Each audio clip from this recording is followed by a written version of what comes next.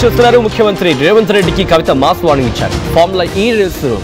Formula ఈ car కేసుకు సంబంధించి కేటీఆర్ పై ఛార్జ్ షీట్ గవర్నర్ అనుమతిపై స్పందించారు కవిత. కాంగ్రెస్ సర్కార్ ఇచ్చిన హామీలు నెరవేర్చడం లేదు అన్నారు కవిత. ప్రజలకు ముఖం చూపించలేక ప్రతిపక్ష నాయకుల మీద కేసులు పెడుతున్నారన్నారు కవిత. ప్రభుత్వ విధానాలను ప్రజలు గమనిస్తున్నారంటూ చెప్పుకొచ్చారు కవిత. చట్టం న్యాయం మీద తమకు నమ్మకం ఉంది అంటూ చెప్పుకొచ్చారు కవిత. రాష్ట్రంలో కక్షపూరిత రాజకీయాలు జరుగుతున్నాయంటూ చెప్పుకొచ్చారు కవిత. అందులో నెంబర్ 1 బాధితురాన్ని నేను అంటూ కవిత చెప్పుకొచ్చారు. రానున్న రోజుల్లో ప్రతిపక్ష నాయకులపై కేసులు పెరుగుతాయన్నారు కవిత. బీజేపీకి కేసులు పెట్టడం తప్ప ఇంకో పని లేదు అంటూ చెప్పుకొచ్చారు కవిత. దానికి సంబంధించిన బ్రేకింగ్ న్యూస్ చూస్తున్నారు. ముఖ్యమంత్రి రేవంత్ రెడ్డికి కవిత మాస్ వార్నింగ్ ఇచ్చారు. ఫార్ములా ఈ కార్ రేస్ కేసులో కేటీఆర్ పై ఛార్జ్ షీట్ కు గవర్నర్ అనుమతిపై రియాక్ట్ అయ్యారు కవిత. కాంగ్రెస్ సర్కార్ ఇచ్చిన హామీలు నెరవేర్చడం లేదు అన్నారు కవిత. ప్రజలకు ముఖం చూపించలేక ప్రతిపక్ష నాయకుల మీద కేసులు పెడుతున్నారన్నారు కవిత. ప్రభుత్వ విధానాలను ప్రజలు గమనిస్తూ ఉన్నారంటూ చెప్పుకొచ్చారు. చట్టం న్యాయం మీద తనకు నమ్మకం ఉందన్నారు కవిత. రాష్ట్రంలో కక్షపూరిత రాజకీయాలు జరుగుతున్నాయంటూ చెప్పుకొచ్చారు. అందులో నెంబర్ 1 బాధితురాన్ని తానే అన్నారు కవిత. రానున్న రోజుల్లో ప్రతిపక్ష నాయకులపై కేసులు మరింత పెరుగుతాయంటూ జోస్యం చెప్పారు. బీజేపీకి కేసులు పెట్టడం తప్ప ఇంకో పని లేదన్నారు కవిత. ఈ నేపథ్యంలో కవిత ఏమన్నారు ఒకసారి చూద్దాం. ఆ తర్వాత ఇన్ డీటెయిల్ గా మాట్లాడుకునే ప్రయత్నం చేద్దాం. ముందుగా కవిత ఏమన్నారు ఇప్పుడు చూద్దాం. వాళ్ళకి కాంగ్రెస్ వాళ్ళకి ఏం పని ఉంది? సంక్షేమ పథకాలు ఏం చేయలేరు, వచ్చి బస్తీలలో ముఖం చూపించుకునే పరిస్థితి లేదు. కాబట్టి ప్రతిపక్ష నాయకుల మీద కేసులు పెట్టాలన్న ఆలోచన చేస్తూ ఉన్నారు. అల్టిమేట్ గా ప్రజలు గమనిస్తారు ఎవరి మీద ఏమైతుంది ఏంది అన్నది. చట్టం అనేది ఒకటి ఉంది, కోర్టు న్యాయ వ్యవస్థ కూడా ఈ దేశంలో ఉంది. కాబట్టి ఎట్లా జరుగుతుంది, ఏం ప్రూఫ్ వస్తుంది అన్నది తర్వాత చూద్దాం. కానీ ఈ దేశంలో మాత్రం కక్షపూరితమైన రాజకీయాలు జరుగుతున్నాయి అనడానికి ఈ రాష్ట్రంలోనే అనేక ఉదాహరణలున్నాయి. నేను నంబర్ 1, ఇప్పుడు మిగతా వాళ్ళంతా నంబర్ 2, 3, 4. ఇప్పుడు బీజేపీ వాళ్ళకి ఏం పని ఉంది? వాళ్ళ మీద కేసులు పెట్టాలా, వీళ్ళ మీద కేసులు పెట్టాలి తప్పితే ఇంకో పని లేదు వాళ్ళకి. కాంగ్రెస్ వాళ్ళకి ఏం పని ఉంది? సంక్షేమ పథకాలు ఏం చేయలేరు, వచ్చి బస్తీలలో ముఖం చూపించుకునే పరిస్థితి లేదు. కాబట్టి ప్రతిపక్ష నాయకుల మీద కేసులు పెట్టాలన్న ఆలోచన చేస్తూ ఉన్నారు. అల్టిమేట్ గా ప్రజలు గమనిస్తారు ఎవరి మీద ఏమైతుంది ఏంది అన్నది. చట్టం అనేది ఒకటి ఉంది, కోర్టు న్యాయ వ్యవస్థ కూడా ఈ దేశంలో ఉంది. కాబట్టి ఎట్లా జరుగుతుంది, ఏం ప్రూఫ్ వస్తుంది అన్నది తర్వాత చూద్దాం. కానీ ఈ దేశంలో మాత్రం కక్షపూరితమైన రాజకీయాలు జరుగుతున్నాయి అనడానికి ఈ రాష్ట్రంలోనే అనేక ఉదాహరణలున్నాయి. నేను రైట్, అది కవిత చెప్పుకొచ్చింది. ఈ నేపథ్యంలో ఎటువంటి డెవలప్మెంట్ చోటు చేసుకోబోతున్నాయి అండ్ ఇటు కవిత సంబంధించి కవిత రియాక్షన్ పై ఇటు కాంగ్రెస్ లో కానీ బీఆర్ఎస్ లో కానీ ఎటువంటి డిస్కషన్ జరుగుతుంది? అప్డేట్స్ అందించేందుకు మధు సిద్ధంగా ఉన్నారు. మధు, ఏం జరుగుతోంది కవిత విషయంలో? మరి ముఖ్యంగా ఇటు కవిత రియాక్ట్ అయిన తర్వాత భారతీయ జనతా పార్టీకి సంబంధించి కూడా ఆమె విమర్శనాస్త్రాలు సంధించారు. అలాగే కాంగ్రెస్ మీద కూడా కాస్త మాటల తూటాలు పేల్చారు, వాగ్బాణాలు సంధించారు. ఎటువంటి డిస్కషన్ ఉంది రెండు పార్టీలో కూడా మధు?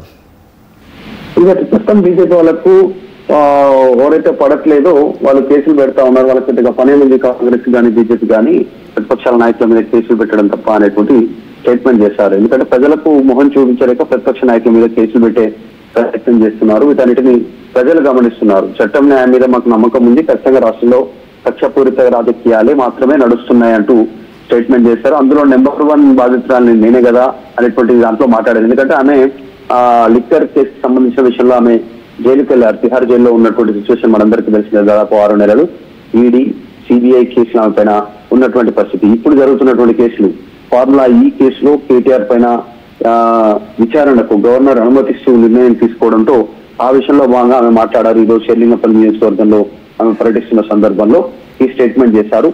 సో కేటీఆర్ నెంబర్ 2 ఉంటారు, నెంబర్ 3 ఇంక ఇట్లా వేరే వాళ్ళు ఉంటారు అని చెప్పారు. ఫస్ట్ నేను, తర్వాత నెంబర్ 2, నెంబర్ 3 ఇలా ఉంటారు అనేటువంటి స్టేట్మెంట్ చేశారు. వాటిని పెద్దగా పట్టించుకోవట్లేదు. అనేక సమస్యలు ఉన్నాయి, అవి ఏం చేయలేక ప్రతిపక్ష నాయకులపైన కేసులు పెడతా ఉన్నారు. ఖచ్చితంగా రాజకీయపరమైనటువంటి కక్ష అనేటువంటి స్టేట్మెంట్ చేశారు. రైట్, అంటే ప్రస్తుతం తన వ్యూహానికి సంబంధించి అంటే నెక్స్ట్ భవిష్యత్తులో ఎటువంటి పోరాటానికి సిద్ధం కాబోతున్నారనే అంశానికి సంబంధించిన క్లారిటీ ఇచ్చారు. ఇక్కడ కేటీఆర్ అంశాన్ని ప్రస్తావించిన నేపథ్యంలో ఇండైరెక్ట్ గా ఏమన్నారు అనుకోవాలి అక్కడ? క్షేత్రస్థాయిలో బస్తీలలో కనీస సమస్యలకు సంబంధించినటువంటి విషయంలో ఇంతవరకు సాల్వ్ చేయలేదు, అట్లాంటి పరిస్థితి ఉంది అంటూ స్టేట్మెంట్ చేశారు. వాటిని పట్టించుకునేటువంటి పరిస్థితి లేదు. చాలా పెద్ద పెద్ద బంగ్లాలు, విల్లాలు, కంపెనీలు, ధనవంతులు షేర్లింగంపల్లి అనేటువంటి ప్రాంతంలో ఉంటారు అనేటువంటి పేరుకే తప్ప బస్తీలలో కనీసం వసతులు లేవు. ఫ్రీ కరెంట్ కానీ, గ్యాస్ కానీ, మహిళలకు 2600, 6 గ్యారంటీల హామీ గతంలో ఇచ్చారు. కనీసం అవి ఇచ్చిన హామీలు కూడా నిలబెట్టుకోవట్లేదు. ఇక్కడ ఉన్న సమస్యలు తీర్చకపోగా బస్సులలో రోడ్లు, నీళ్లు కూడా కనీసం ఇవ్వలేనటువంటి పరిస్థితి ఉంది. ఇలాంటి సమస్యలను సైడ్ ట్రాక్ చేయడానికి ఇలా ప్రతిపక్ష నాయకుల మీద కేసులు పెడతా ఉన్నారు అనేటువంటిది ఆమె కేసును ఉదాహరణ కూడా ఆమె చెప్పే ప్రయత్నం చేశారు. కావాలని ప్రజలను ఏదో ఒక రూపంలో కేసుల రూపంలో ప్రతిపక్షాలపైన కేసులను పెడుతున్నటువంటి కేసులతో ప్రజలను మభ్య పెట్టాలని రాజకీయ పార్టీలు ఆలోచిస్తా ఉన్నాయి. ఈ వైఖరి పోవాలి. కనీసం షేర్లింగంపల్లి నియోజకవర్గం పరిస్థితి అయినా మారే పరిస్థితి ఉండాలి. పైన పటారం లోన లోటారం అనేటువంటి విధంగా చందంగా ఉంది ఈ షేర్లింగంపల్లి నియోజకవర్గం. ఇక్కడ కనీసం ఇక్కడ ఉన్నటువంటి ప్రాంతాల్లో శ్మశానం నుంచి ఇతర ప్రాంతాల నుంచి పాములు వస్తా ఉన్న ఇళ్లలో కంటే హైదరాబాద్ లో ఉన్నామా షేర్లింగంపల్లిలో ఉన్నామా ఎక్కడ ఉన్నామనేటువంటిది ఆలోచించాలి. ముఖ్యమంత్రి, స్థానికంగా ఉన్నటువంటి ఎమ్మెల్యేలు, కార్పొరేటర్ కనీస సమస్యలు ఇక్కడ పట్టించుకోవాలనేటువంటి స్టేట్మెంట్ చేశారు. పట్టించుకోకపోతే జాగృతి పూర్తి స్థాయిలో కార్యాచరణ సిద్ధం చేస్తుంది. దీనిపైన బస్తీవాసులకు జాగృతి అండగా ఉంటుంది. వారి సమస్యల పరిష్కారం అయ్యే వరకు వారి కోసం పనిచేస్తామనేటువంటి స్టేట్మెంట్ లో భాగంగా చేస్తూనే మీడియా అడిగిన క్వశ్చన్ కి కేటీఆర్ ఫార్ములా ఈ అంశం పైన ఈ రకంగా రెస్పాండ్ అయ్యారు. రైట్, కవిత రెస్పాన్స్ సంబంధించి మాట్లాడుకునే క్రమంలో ఒక స్టేట్మెంట్, అంటే ప్రజలకు ముఖం చూపించలేక ప్రతిపక్ష నాయకుల మీద కేసులు పెడుతున్నారంటే ఒక మాట, అట్ ద సేమ్ టైం రాష్ట్రంలో రాజకీయ కక్ష సాధింపు జరుగుతోంది అనే అంశానికి సంబంధించి మాట్లాడుకున్న క్రమంలో ఆ బాధితురాలి వరుసలో మొదట ఉన్నది నేనే అంటూ కూడా కవిత అన్నారు. అంటే ఇక్కడ బీఆర్ఎస్కి సంబంధించి కాస్త సపోర్టివ్గా మాట్లాడుతున్నట్టుంది, అట్ ద సేమ్ టైం కాంగ్రెస్కి సంబంధించి విమర్శిస్తున్నట్టుంది. కవిత స్టాండ్ ఏంటి ఈ అంశానికి సంబంధించి? ఇక్కడ ఎటువంటి చర్చ జరుగుతోంది, మరి ముఖ్యంగా కవిత సన్నిహితుల దగ్గర? గతంలో ఎగ్జాక్ట్లీ ఏసీబీ విచారణ సందర్భంగా ఒకసారి ఈడీ ఆఫీస్ కి హాజరయ్యారు. నాంపల్లిలో ఉన్నటువంటి ఆఫీస్ కి కేటీఆర్ 2 సార్లు ఏసీబీ విచారణకు హాజరయ్యారు. ఆ సందర్భంలో కవిత రెస్పాండ్ అయ్యారు. కేటీఆర్ మీద కావాలనే కక్షపూరితమైనటువంటి కేసు పెడతా ఉన్నారు. ఫార్ములా ఈ కేసులో ఎక్కడ కూడా అవినీతి జరగలేదు అనేటువంటిది కవిత గతంలో చెప్పారు. సో ఇప్పుడు కూడా అదే స్టాండ్ పైన ఉన్నట్టుగా అంత ఓపెన్ గా ఆమె మద్దతు తెలుపుతున్నట్టుగా అనిపించలేదు. ఎందుకంటే అప్పటి వరకు కవిత పార్టీలోనే ఉండింది.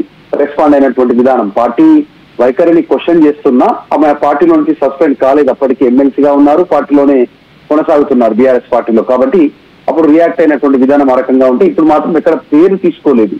కానీ అధికారంలో ఉన్న పార్టీలను బీజేపీని కాంగ్రెస్ ని రెండింటిని కార్నర్ చేసే ప్రయత్నం చేశారు. ఈ స్టాండ్ లో కవిత మాట్లాడారు. నేను గతంలో జైలుకు పోయి వచ్చాను కాబట్టి ఇప్పుడు ప్రతిపక్ష నాయకుల మీద కేసులు పెడతా ఉన్నారు, నేను నన్ను మిగతా వాళ్ళు 2, 3 అంటూ ఆమె స్టేట్మెంట్ చేసే ప్రయత్నం అయితే చేశారు. సో ఈ కక్షపూరిత రాజకీయాల నుంచి ఇట్లాంటి కక్షపూరిత రాజకీయాలు రాష్ట్రంలో ఉండొద్దు అనేటువంటి స్టేట్మెంట్ చేసినట్టుగా కనిపించింది. సో చూడాలి ఫర్దర్ గా ఈ కేసు విషయంలో. ఇంకా చార్జ్ షీట్ వేసేది ఉంది ఫార్ములా ఈ కేసులో.